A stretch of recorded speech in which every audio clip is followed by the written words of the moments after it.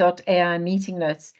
And the first couple of times we saw that, other people were all hysterical saying, oh my God, it's a hacker.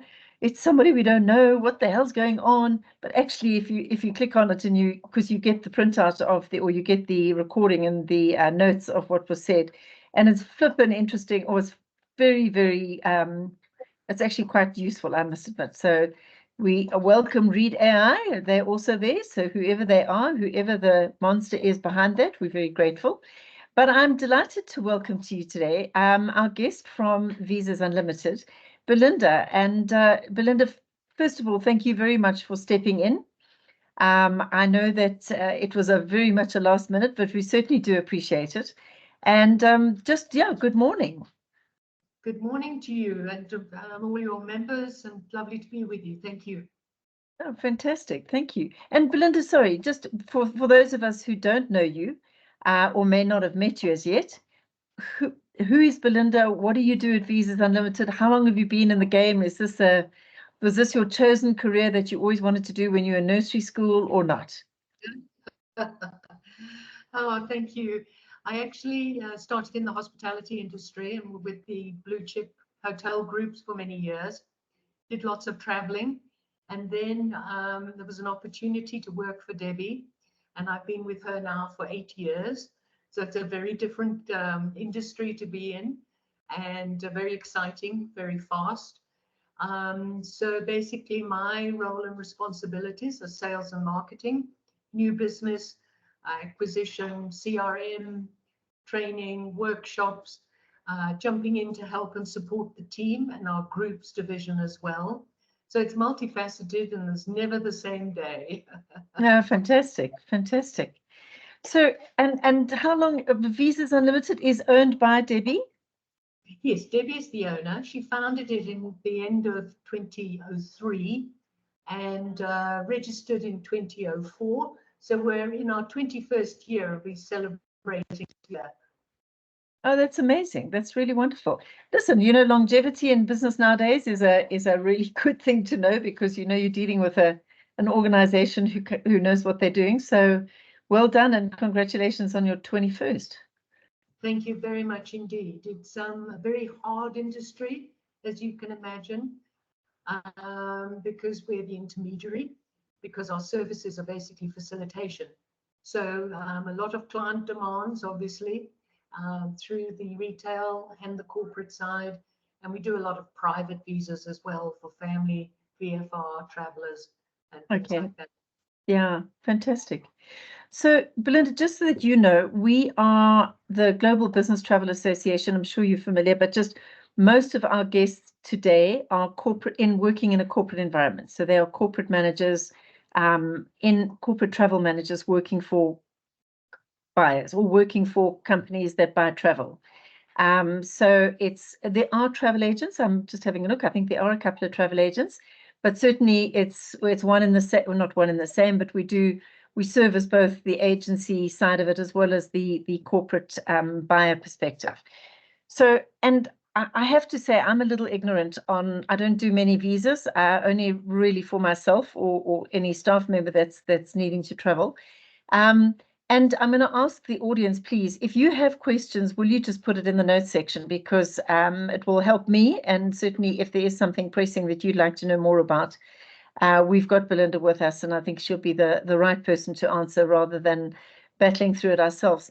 I have to say, I mean, I follow on, that Travel News Weekly Open Jaw site, or I think it is, or Travel Info site, which is called Open Jaw, which is really an agency platform where they ask each other questions and let off steam and complain about airlines and suppliers and everybody else. And particularly they complain about clients coming and stealing all the information and then going and doing it directly online. So, but if I could get a 10 Rand note for every time there's a visa question, I'd be very wealthy.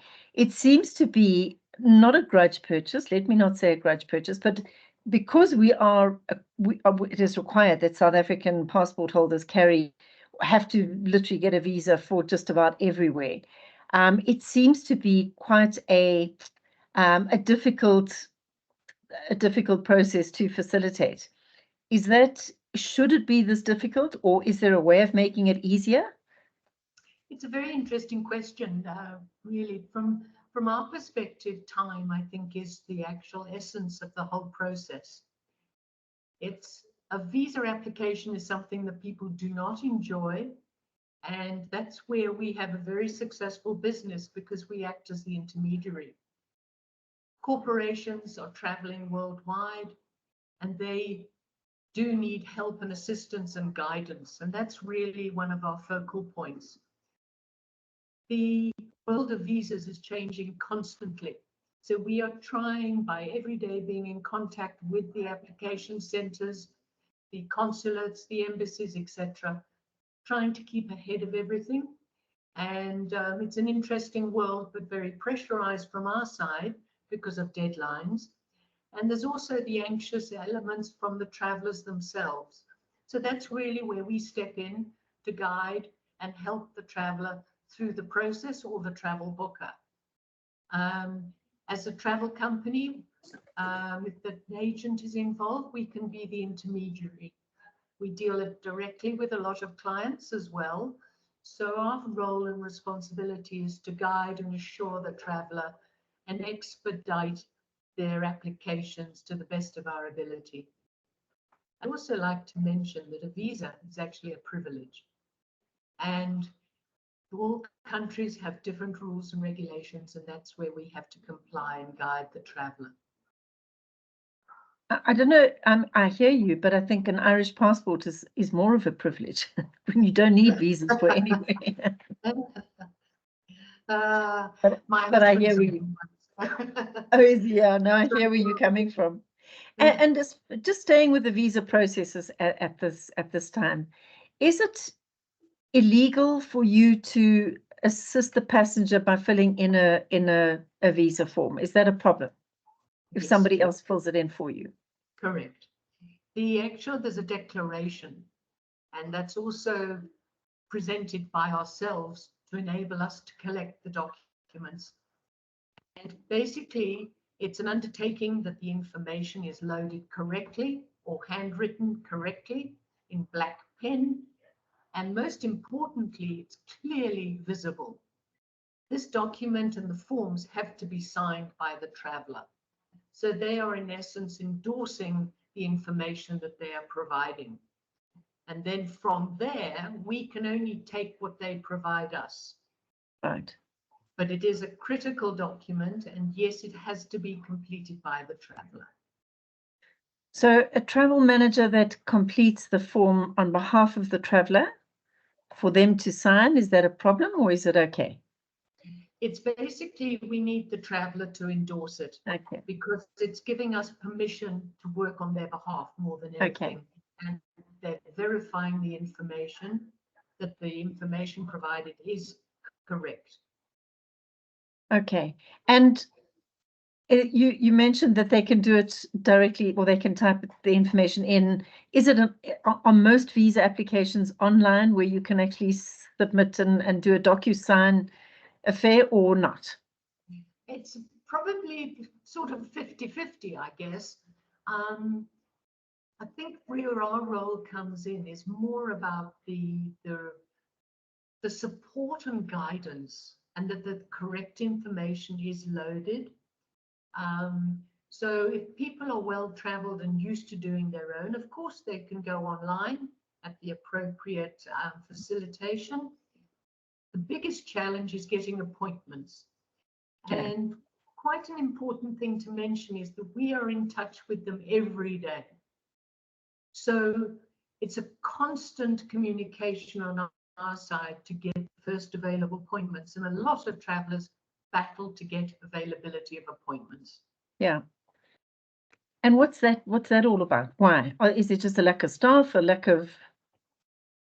I think it's a little bit of a combination. I don't think necessarily maybe volumes have increased so much, especially last year going into this year, because the freedom of travel, and they have not been geared up. So, Canada at the moment is 220 days after your biometrics. So Unfortunately, there are some log jams, but our job is to actually facilitate that and get the appointments wherever possible and as soon as possible. And do you have a pull to be able to get last minute or urgent applications? Yeah, how can I say that? It's our familiarity with how the systems work and our constant online presence or in person because of our couriers. So it can be challenging.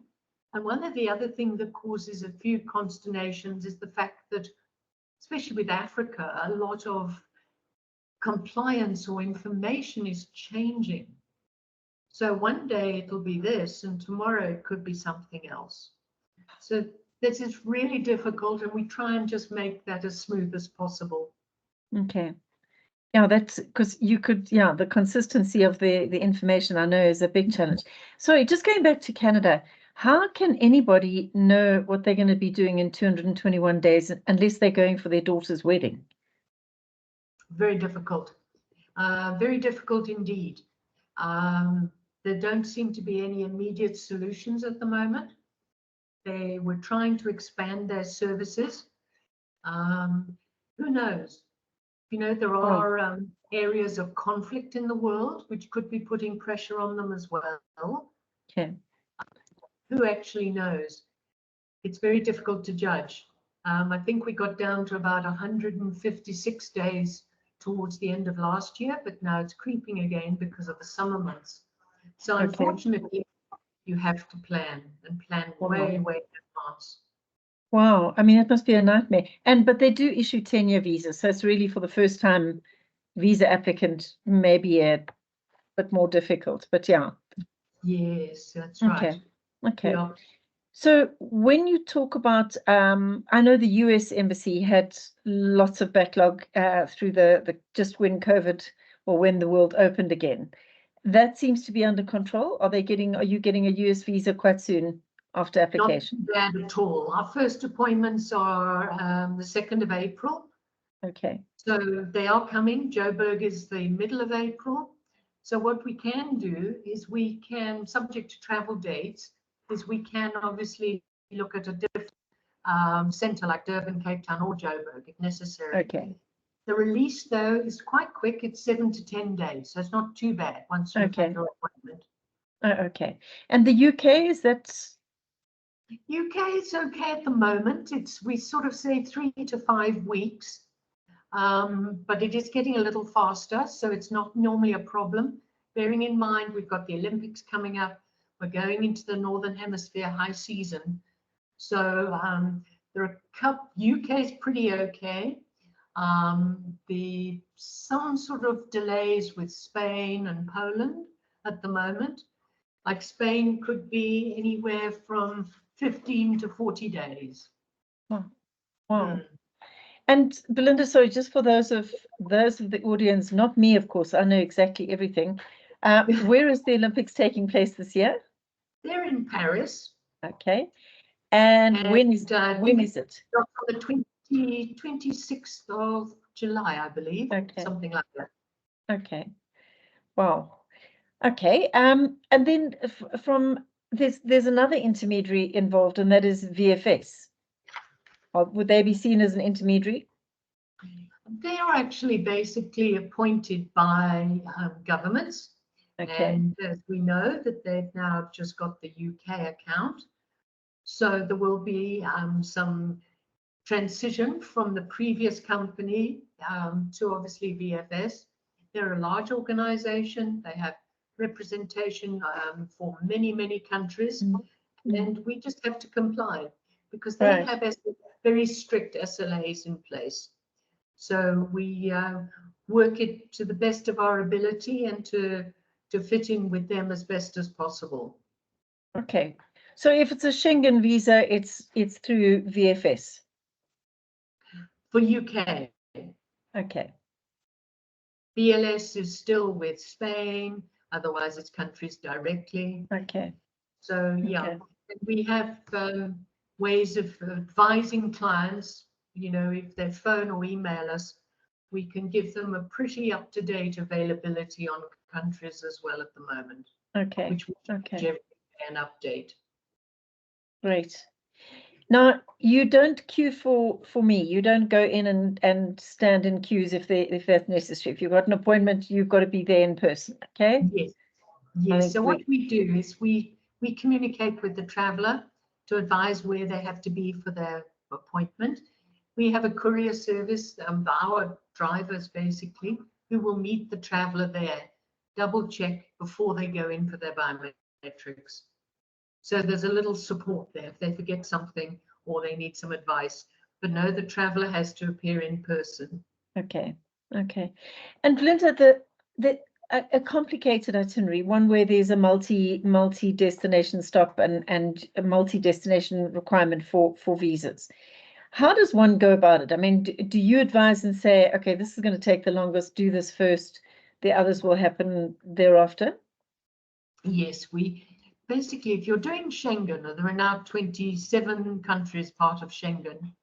It's either the first country of entry or the country of longest stay.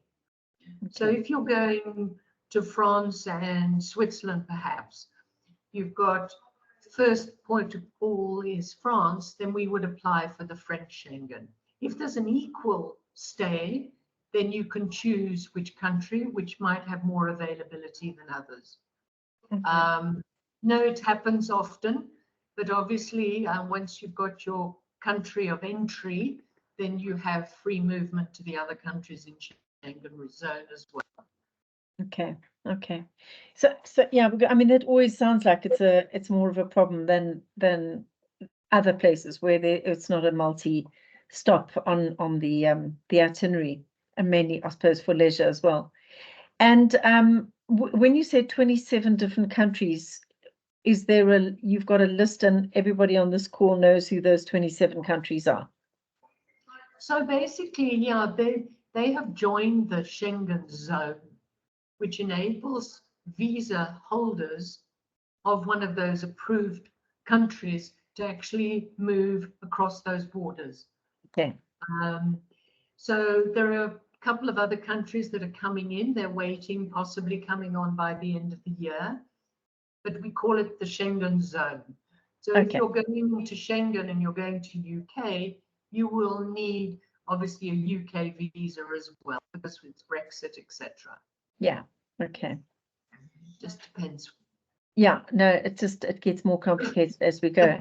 So the other thing I wanted to just find out about is that obviously there's got to be a platform of a source of information. Is it a common source? Is it a reliable source, or do they just speak to Visas Unlimited? Well, there are a couple of things you can do. There are obviously IATA. You can use their platform. Sherpa is very informative as well. But I think basically we have the advantage because we are in contact so regularly. We try our very best to update daily. You'll see on the Schengen list, those availability of appointments can change by the hour because of demand and availability. So it's really something we try and keep on top of. We also have a very good online platform ourselves where you can download the checklists and forms and also get a quotation. So we do offer a complete service, and obviously we're available by phone or by email as well, working nationally, of course, in Durban, Cape Town, and looking after our travellers from whether they're private, corporate, or the retail agencies or tour operators. And tour groups or school tours and things like that as well, you assist them? Yes, we have a specialist groups department. So we get a lot of school tours, mostly to Europe, some to North America. But yes, lots of groups going overseas and also sporting groups as well. Wow, okay. In this day and age, it's quite an expensive exercise. And just so you operate as an intermediary, I accept that. You then go into a consortium, and do you have preferred agreements with some of the big travel consortiums that look after The corporate traveller? Yes. Okay, so We you work work closely with with them. large consortiums. We work with a lot of the ITCs as well. Okay. It's quite varied. Okay. Oh, Yes. fantastic. And Belinda, if I had to say to you, what's really working? What works well as far as the process is concerned? Working well, I think probably is the information that is conveyed timelessly. So everybody, if they follow the instructions and take it very gently, but make sure all the boxes are ticked. Okay. It's a question of the peaks and troughs because of seasonality, of course. As I mentioned, Spain's a little bit slow at the moment. France can be a little bit slow, but it's a question down to timing and planning. Okay. Okay. And then in the same vein, what really doesn't work? What's not working? What doesn't work is last minute calls. Okay. It's very difficult and very pressurized. We understand the business world changes, and we'll do our utmost, but sometimes it's just very difficult when there is insufficient time for processing. Okay. It also can mean, to expedite the visa because of short notice, that we have to consider premium options, which is obviously adding quite significantly to the traveler's budget as well. And Okay. these are charges that are passed on to us. They're not our charges. You know, for the Superior, the UK now is something like 25,000 rand. You know, but you get it in 48 hours. But that's a lot of money to add to your budget. Okay. And if there's, I mean, in extenuating circumstances, there's been a death in the family and I need to get to the UK, do they make allowances? Is there a column that you can actually? We can motivate, and we have that quite often. And normally it's basically our presence, and we go to the facility to actually try and motivate. Sometimes the communications is quite difficult with them. So that's why our link with the courier, or access to a certain point with our courier, is most helpful in that instance. Okay. Fantastic. So then perhaps my question, we've gone from the good, the bad, perhaps the ugly at this stage of the game. We're also concerned about the POPI Act. And I always just feel when you complete a visa, you basically give them just short of a urine sample, everything else about your life, your parents, your everything.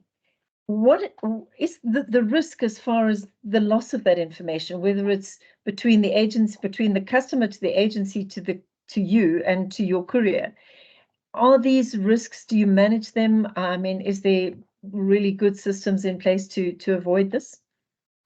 I think peace of mind to ensure and share with you is that it very seldom, I cannot actually recall the last instance. Most of there's security protocols, so we are registered into those systems. So anything that we load is governed by POPIA here, and we are totally compliant. I can't actually think of any instances where it has gone awry. Remembering that countries also have very severe protocols as far as that's concerned as well. Okay. So South Africa is not seen as a point of compromise as far as information and data and passports and that is concerned.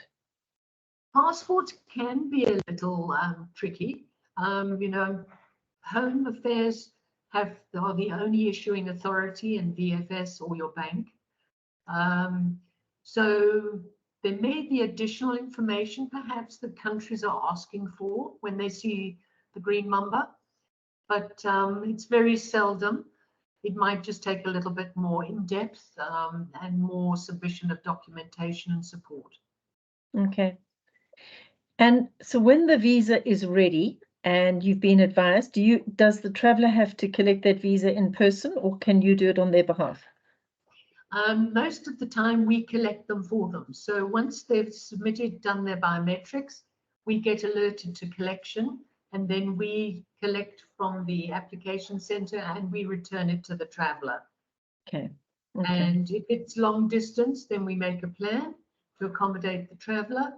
But otherwise, there's very few application centres that actually say, right, sign on here, you're coming to collect it. Most of the time we collect for the traveller. Okay. Well, that's I mean, that's a great service and good to know. Now, we've spoken a lot of, well, we haven't spoken a lot, but we've touched on the UK, America, Canada, Spain, everywhere else. Let's talk about the continent of Africa. Visa applications, the embassies, how it's working. Just generally, just give us a brief. I remember at one stage there was a bit of a tit for tat going on. We extended, or we increased our visa requirements, I think, in Nigeria, and then they came back at us and did exactly the same and made it a little bit more difficult for the issuance of visas. What's happening in Africa? What should we be doing more? What should we be doing better?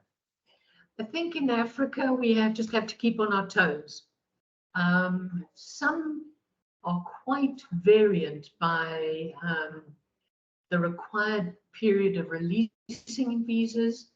So I think, again, I'm going to go back, plan and make sure that you have sufficient time where possible, a minimum of 7 to 10 working days. And that's obviously Monday to Friday without public holidays, because the application centres and consulates and embassies are also honouring their own country holidays as well. So just bear that in mind, and we've obviously got quite a few coming up now over the next few weeks. I think my takeaway for this is just stay on your toes. It does change. And unfortunately, as I mentioned earlier, one thing today could be slightly different tomorrow. Yeah. And what we do normally ask for is a lot more information than perhaps is required. But sure as Bob, if you don't take it, you'll be asked for it. Okay. Take a precautionary advice on that.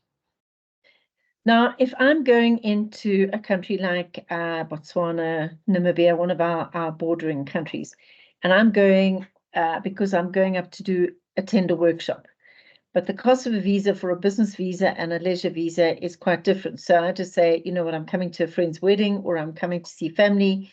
How does that work for you guys?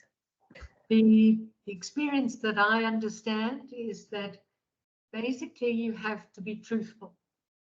If you're going to do business or deviate from any leisure activity, you have to be upfront and advise them. You may get barred from future or blocked if you are not honest and advise them accordingly. Does that happen? It can happen. So if you're going to work basically for meetings, or even in some instances a conference where you're attending, you're still in a work scenario and you have to advise them of that. If you say, I'm not doing that, and something happens, it could be problematic. Okay, good point, because I know that happens all the time. I know that I've probably been guilty of being a bit untruthful at some time, but I know going into a country and you're literally just going to attend the conference, and it's easier to get a tourist visa than it is to get a business visa. But I hear you, I'll never do it again. Thank you. And Nigeria and Central Africa, DRC, Ghana, those places all require visas. Yes, for South Africans. They do, especially for business. Yes, certain. The advice is yes, check with us because of that short-term notice and when things are changing. But yes or no, for business, yes, visa is most often than not required. So perhaps the question is, what countries in Africa don't require a visa? It depends what passport you're on, you see. South African.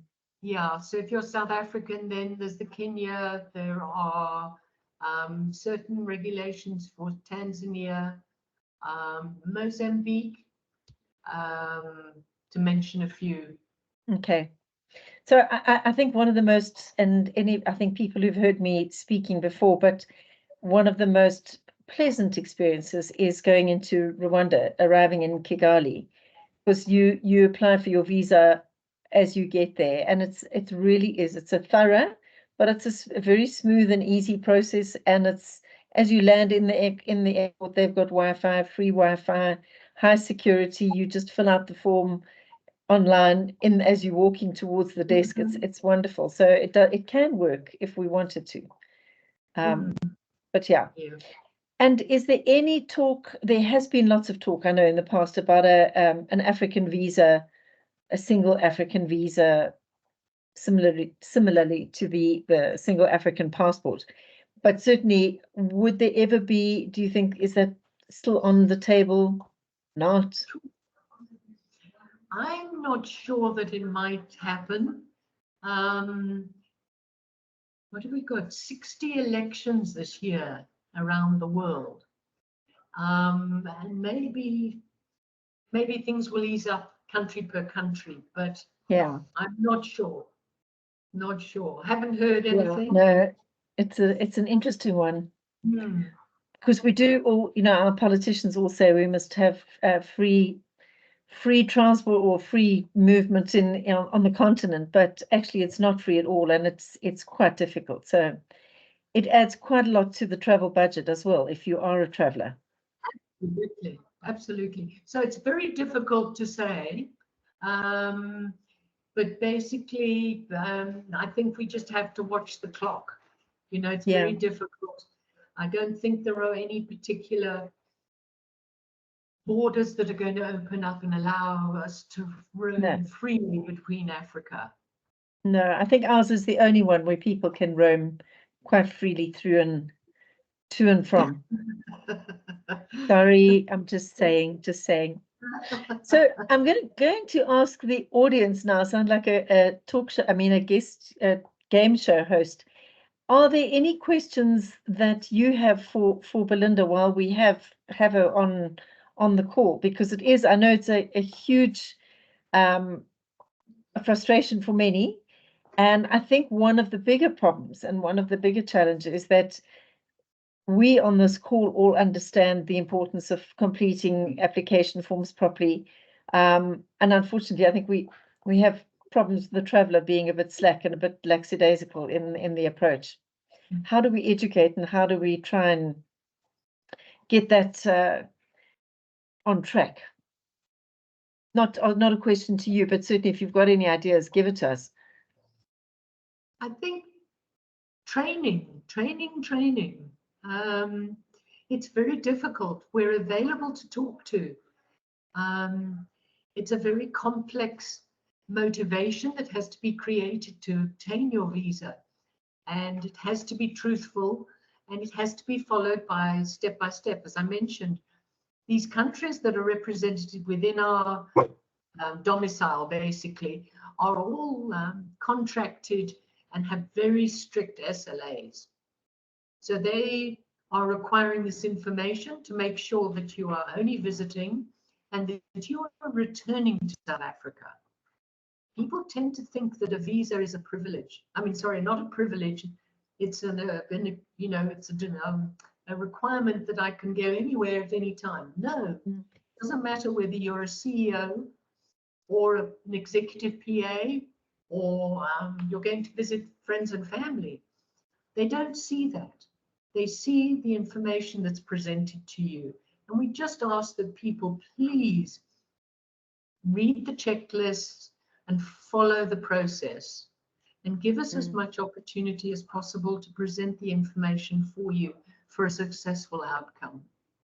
Yeah, no, I hear you. And it is important. It really is. And it's I think to the degree the privilege, and I'd love to hear when you say a visa is actually a privilege, I'd love to hear your perspective on that, but I think certainly the fact that you are traveling, whether it is in your personal capacity or in a business capacity, that alone is more than 99% of what the population in South Africa have access to. So in my mind, that's where the privilege lies.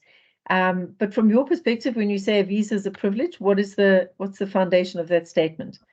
The foundation is really the acceptance of travelers to understand they are providing information. It's not, how can I say, it's not targeting them. It's information the country is requesting. To know that they are actually domiciled in South Africa, they are working, and they are returning to South Africa. It's not a one-way ticket. Yeah. So your proof of bank statements, which is always the bone of contention, is actually to show consistency. You have store accounts, you have a bond, you pay your electricity bills. It's consistency in your day-to-day life. You pay school fees, for example, so that they don't think that this person is actually going to fly into our country and stay. They have obligations and they are going to return to South Africa. That is something that people don't quite understand. The information is asked for a reason. Sure. I don't know what else I can add, but please No, you're right. Guidance. And we do provide some very detailed checklists. So, and it's quite thorough. You need to switch off and actually go through the application form in your own time and just make sure that you've addressed all the questions before the collection is implemented or booked. Okay. Well, it is fascinating, and I know it's not always the most pleasant of roles that you fulfill, but I think you're making it as not simple, but certainly as palatable as it possibly can be. And I think that's really all anybody actually asks for, is that the process is painless.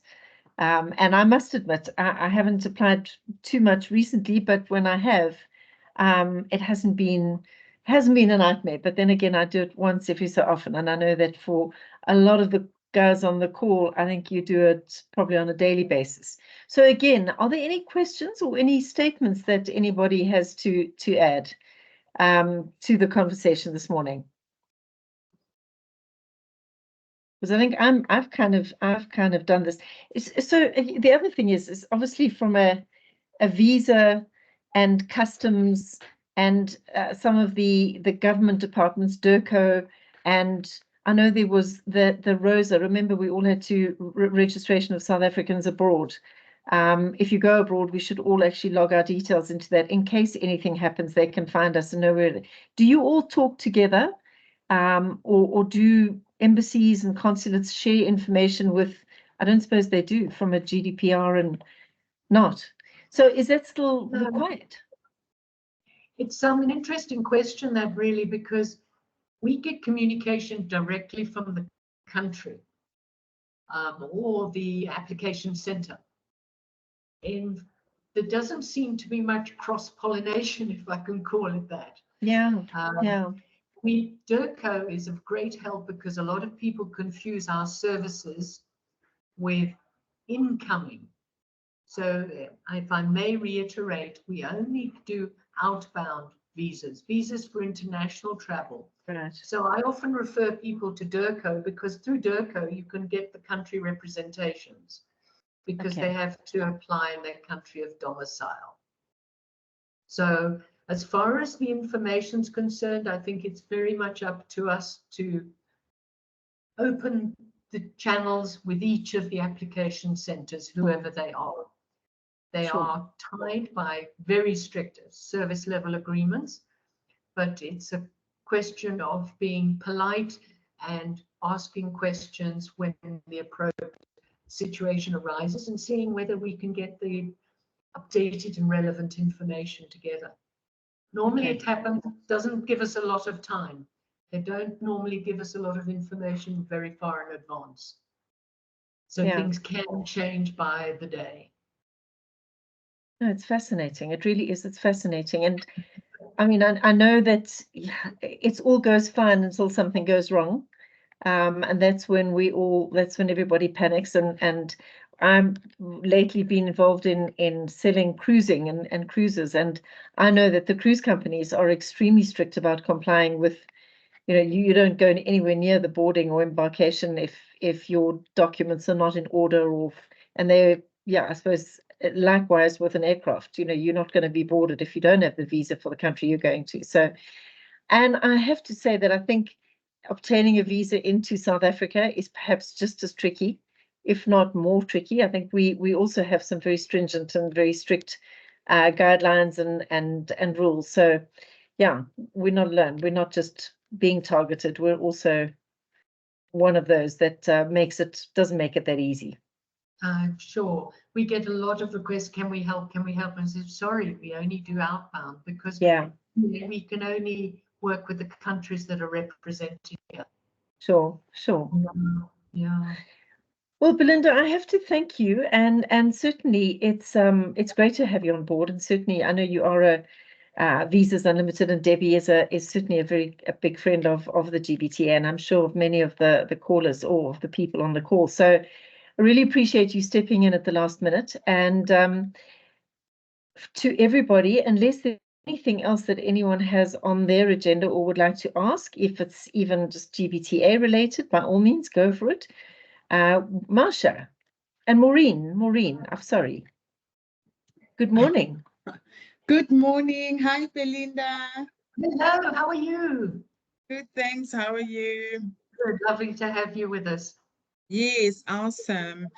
I have a question or an understanding, need an understanding in terms of keep my passport, for the UK. For an example, if you're traveling to a Schengen country and also to the UK, then you go apply at the UK first, then you take your passport with, and you go apply at the Schengen. And when the UK calls that the visa is ready, you take it back and you take it into the UK embassy. Can you take us through that process? Because at times the challenge is that the Schengen is not ready, and when the UK is actually ready, how long should you take it back? Do they give you? Because I never got to see how long you should actually keep it there. I'm going to ask Wendy to have a few words here. She's sitting with me. She's our operations manager, and perhaps she can specifically address that, Maureen. Thank you. Hi, everybody. Good morning. Hi, Wendy. Hello. We can't see you if that was the intention. Okay. There you are. There we go. Just move the furniture. There we go. Okay, you can see me now? Yes, we can. Thank you. Hi. Okay, so with regards to your question, Maureen, so there's two alternatives when it comes to the UK and Schengen. So you do have the option of submit without passport. If you're doing just a normal UK visa, you would then apply for your UK visa first, go for your appointment, walk out with your passport, and then you would then go for your Schengen appointment. The other alternative is if you were applying for a UK transit visa, you would apply for the Schengen first and then wait to apply for your UK visa. The ruling is just a little bit different there. But in terms of submitting your passport, if say, for instance, let's say you are traveling UK and France, we will then obviously submit the UK. What we try and normally do is we try and book both appointments on the same day, or alternatively the day after. The Schengen country and the UK countries are not that pedantic when it comes to us not collecting the visa passport immediately. We do communicate with them on a regular daily basis, and we also do receive emails from the UK TLS Application Centre as well as Schengen on a regular basis. So say, for instance, you've submitted your France and we need to, and your visa is not ready, but the visa for UK is ready. We have got a representative that goes on a daily basis for submissions and collections. He then updates the consulate to advising. We are still waiting for the visa to come out from Schengen. So that as long as we just keep that door open and the communication there, they are not sticky with it. But like I said, they do communicate on email and say, your reference number so-and-so for this passenger, please note your visa is ready, still waiting for passport. So the communication between Visas Unlimited and the centres, it is there. So we will be able to step in and give the updates, and if there is any delays or anything like that, we would be able to communicate between the centres and the travellers. Awesome. Thank you so much. That's clear. No Thanks, problem. Maureen. And then perhaps also just the issue of, I now have 2 passports because I carry 2 passports specifically. I might be traveling and I need to apply for a visa and I'm going to be away. Is that a common, is that a suggested way of doing things? Yes, look, they don't have a problem with that. If you've got your 2 passports, and a lot of the travellers out there have got, I mean, we submit in applications, whether it's Schengen, UK, Australia or something, but then they've got an urgent that comes up that they need to attend now. So what we do from our side is, especially if we know that this traveller is somebody that's traveling quite a lot, we do suggest if they've got the 1 passport, in the interim, do yourself a favor, go and get yourself a new passport. It does make it a lot easier. Also, in the terms of if you've got 2 passports, it eliminates your costs as well. Whereas if you've only got the 1 passport, you've got to pay, especially now with UK, you've got to pay the additional cost of submit without passport. It's an additional cost that you would be able to alleviate if you've got now 2 passports. So yes, it definitely does make sense to have the 2 passports.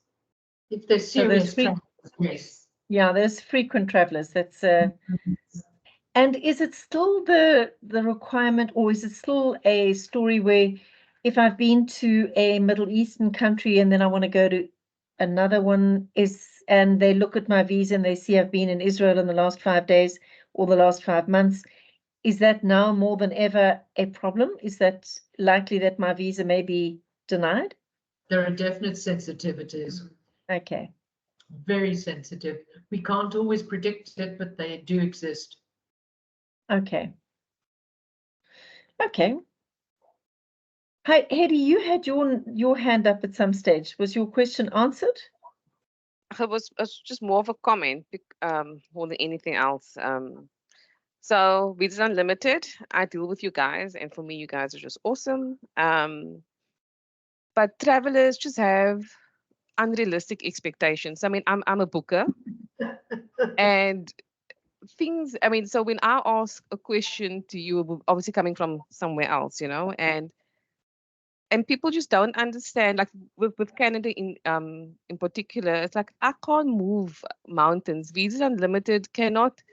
It's not your problem. You know what I mean? It's just stuff. People are just so unreasonable and blame game. You know, I'll never use Visas Unlimited again because your bad plan. You know what I mean? It's just it's frustrating. And I mean, one of the requests that I got was one of my colleagues is based in Amsterdam. She had to go to Canada and she asked me to facilitate the process from South Africa. And I'm just like, but how do I do this? So it's just more comments and also some people even ask me, like, can't the TMCs do the visas? Why would you want? I mean, how much more must a TMC do? But I mean, I can't say it like that, you know. I just have to take it. So I'm just saying I can't imagine what your jobs are like, but just from the person on the other side, it's You know, I may just interject here. I am in such admiration of our team. I cannot tell you the pounding and the things they take on, and they just try and soften everything and really just be as gentle as possible. That's all I can say. We're all human. But it is an issue, Hedy, you're quite right. I think it's just it's that human nature. The minute somebody's doing something for you, we look for every reason why they're doing a bad job or why it's not working their way, and that's nonsense. But thank you. But I just want to say thank you. That's just more my point than anything else. Well, thank you. Thank you. Nice feedback. And there's a hand up from Nalile. Good morning. Good morning. Thank you, Robin. Hi, Belinda. Hello, how to have you on board. Yes, I'm glad that I've already secured a meeting with you on Monday. But Thank for the you. sake of this session, I just want to check. I had an unfortunate incident last week, Friday, where my traveler was declined a visa. So I the beg your pardon. reasons, yeah. So the reasons, can I just read the reasons to you? Yes, Yeah. please. It says you have not provided proof of sufficient means of subsistence for the duration of the intended stay or for the return to the country or origin or residence, or for the transit to a third country into which you are certain to be admitted. So I didn't understand the reasoning. So my only thing was, if they're talking about subsistence, was it a matter of him not supplying the 3 months bank statement, of which we all know that the trip is sponsored by the company? But when I inquired with the traveler, he said he submitted everything. So I need to know where the issue lies. Is it with the VFS? Did they not advise him enough to say the certain documentation that he has not submitted? Or what? Yeah, another question that I have, I heard that if your visa is once declined, it might dent you for, future travels. So is this reason sufficient enough for you not to get your visas for future travel? And what would be the reason for this rejection, actually? Thank you. Okay, so in Good question. terms of the Schengen countries, they are becoming a lot more stickier, especially with documentation that you provide, and specifically monies available for your trip.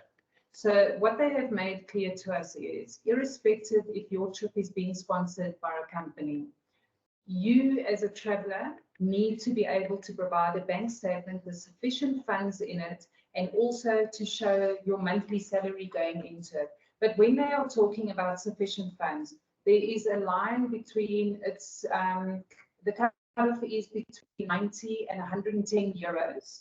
Some of the Schengen countries don't even work on that. They are working on a minimum, like Spain, you've got to have a minimum of 20,000 in the bank account, irrespective if the company is sponsoring. And this is something that we're not going to get away with. The traveler has got to be able to sustain them in another country. Should something happen to the company that is actually sending them abroad for business meetings or something, should something happen there, the person traveling should be able to sustain themselves whilst in their country and upon return back to their home country. So when they are saying that they did not provide sufficient sustenance or whatever, irrespective if they supplied bank statements, if the bank statements do not have sufficient funds in it, this is grounds for refusal. But even on our checklist, it is detailed. It does outline the minimum requirement that has to be in on the bank statement.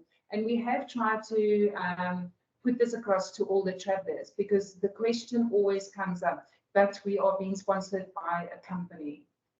We understand that, but at the end of the day, we have to follow the rules and regulations of the embassies and the consulates. And if they are saying to us, this is what they want, this is how they want the document, this is how much money they want in the bank account, we unfortunately, we have to follow their rules.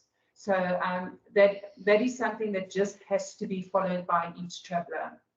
So if you get a refusal like that, that is basically most of the time the reasons around it. Maybe there was not sufficient funds in the account, and it's also per day, per person, and upon return back to South Africa. Belinda, when you, sorry, Wendy, when you said 20,000, is it 20,000 Rand or 20,000 euros for Spain? 20,000 minimum, 20,000 Rand. in everything, yes.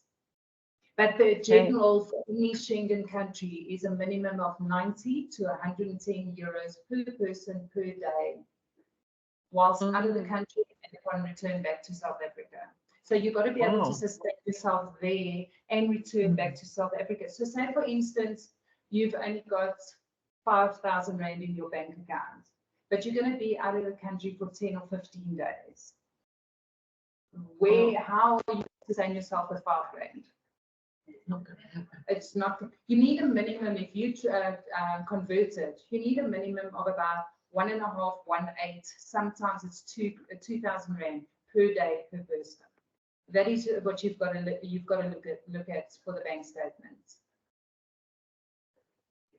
Okay, Oh, thanks, Wendy. Sorry, you go. Robin. Yes. Yes, thanks, Wendy. The second question that I have, will it Yeah. now create a bad report for him going forward, or was this just one transaction? It's declined. Going forward, he will be approved, because someone told me that once you are declined, it stays on your profile. Look, refusals do not go away. And obviously, if once you put they bring up your passport details or your ID number or something, refusals and that do show up on their systems.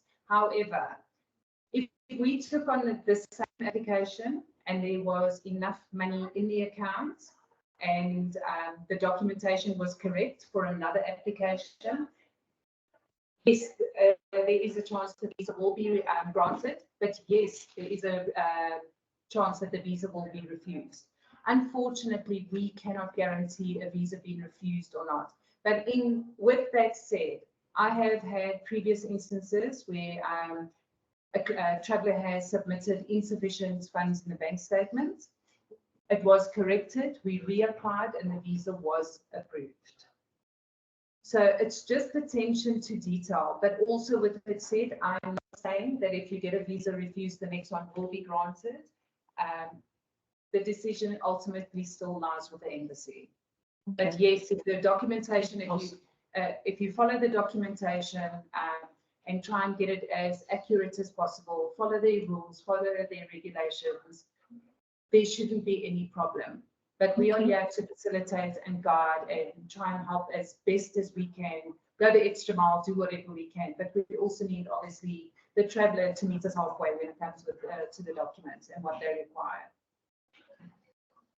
Well, is it worth putting an explanation attached to the application saying, just to highlight, I was declined, but I'm now earning 3 times as much, or would they not look at that? No. No, so what they could do is they could put an extra page, noted document or something to say that they have applied for a previous visa. These were the grounds of refusal. Please note attached Motivation. detailed motivation, Yeah. like motivational letter stating that documentation has been updated, banks, financial funds has been provided, it is sufficient. Maybe like a motivational letter, yes, with the application. Okay. Well, thank you. I mean, it really is are there any other comments or questions from the audience? Doesn't seem so. I must thank you both. Thank you very much. It was hugely informative. It's a great pleasure. Thank you for joining, and having thank us. you for everybody who joined us this morning and the opportunity. And I know Sure. Debbie would have loved to have been here. Please accept her apologies, and hopefully we'll connect again. We'll give her our love, and certainly I think you had your fan club in attendance here, which is fantastic. Your feedback was wonderful. So that's wonderful.